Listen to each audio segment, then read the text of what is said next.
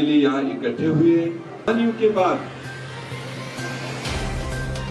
अगर जिंदगी के आखिरी सांस प्रदेश कांग्रेस कमेटी ने किया, ये दोनों देश के बड़े फ्रीडम फाइटर्स में भी माने जाते हैं, जिन्होंने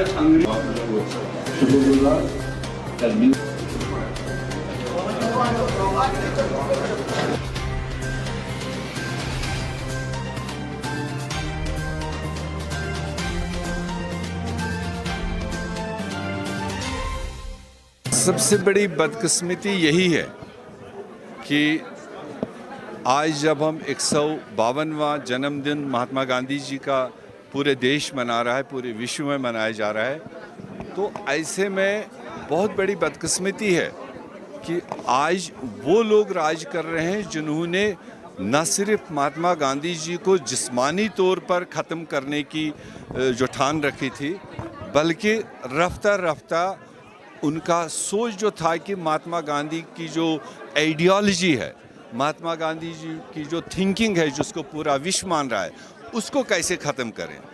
यूं तो लगाने को आज वो माथे पर भी फ़ोटो लगा के चलेंगे, मगर जो बुनियादी आइडियोलॉजी उनकी है वो नथुराम गोडसे की आइडियोलॉजी से पैदा हुए हैं। तो ऐसे में कांग्रेस के एक एक कारकुन की आज उसी तरह की जिम्मेदारी बनती है जैसे हमारे पूर्वजों ने, जैसे हमारे बुज़ुर्गों ने अंग्रेज़ों को यहाँ से भगाने के लिए लंबी लड़ाई लड़ी, कुर्बानियाँ दी। हमें एक होकर के पूरे देश में उस नथुराम गोडसे के सोच के लोगों को, जो देश को टुकड़े टुकड़े करने में लगे हैं, आपस में बांटने में लगे हैं, उन सोचों को पिछाड़ने के लिए कांग्रेस के एक एक कारकुन को इस वक्त काम करने की ज़रूरत है। यह हमारी आज की हमारे कारकुनों के लिए अपील थी। क्या क्लिप निकाली, उसके पस मंज़र में क्या है, मगर फ़िलहाल ऐसा कोई इंटेंशनल किसी फंक्शन में, कांग्रेस एक डिसिप्लिन पार्टी है, वो हमेशा ये समझती है कि जो भी किसी कॉन्स्टिट्यूशनल पद पर है वो हमेशा माननीय होता है, रिस्पेक्टेड होता है। हम आइडियोलॉजिकली एक दूसरे को अपोज कर सकते हैं, मगर कॉन्स्टिट्यूशनल कुर्सी पर बैठे हुए आदमी को कोई भी अपमानित ना करे। और ऐसे में अगर किसी का स्लिप ऑफ टंग हुआ होगा, कहना कुछ चाहता होगा, निकला कुछ है, वो ह्यूमन एरर कह सकते हैं, उसको कोई इंटेंशनल हम ये नहीं कह सकते हैं कि वो एक ऑर्गेनाइज्ड सोची हुई कोई बात थी, जो मुझे मीडिया के किसी साथी से पता चला। ये जो जमातें इस वक्त हुक्मरानी कर रहे हैं, उनके 25 ऑर्गेनाइजेशन हैं। खुद तो वो भले ही कॉन्स्टिट्यूशनल कुर्सी पर बैठकर एक आवाज़ रखते हैं, मगर जो उनकी ऑफशूट्स हैं, जो उन्होंने देश को तितर बितर करने के लिए, डिवाइड करने के लिए छोड़ रखे हैं, ऐसे बहुत सारे उनके गुरु महागुरुओं का चले अल्टीमेटम था उनको, अगर 2 अक्टूबर तक नहीं हुआ तो हम अनशन करेंगे, हम ये करेंगे। वो अब देश की ड्राइविंग सीट पर बैठने वाले नेताओं को देखना है, वो तो उन्हीं के ऑफशूट्स है। मगर हमारी कांग्रेस पार्टी की लड़ाई रहेगी कि हम भी तब तक चैन से नहीं बैठेंगे जब तक गोडसे के सोच को फिर से पछाड़ नहीं देंगे, तब तक हम भी नहीं बैठेंगे। The Adesh Hospital is a majestic 7-story building with a basement, a landmark that cannot be missed on the Bathinda-Barnala National Highway number 7.